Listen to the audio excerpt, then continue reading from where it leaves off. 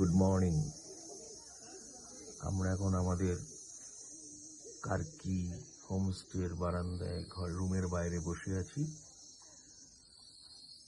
আমরা চা খেয়েছি, গরম গরম চা খেয়ে এখন এই বারান্দায় বসে বসে কাঞ্চনজঙ্ঘার অপরূপ দৃশ্য দেখছি দু চোখ ভরে।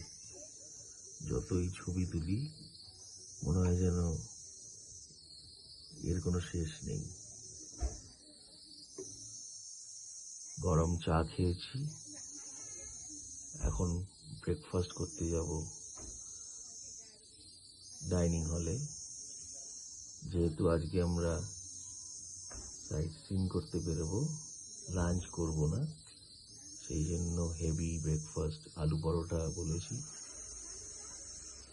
তারপর বিশাল ভাই আসবে গাড়ি নিয়ে।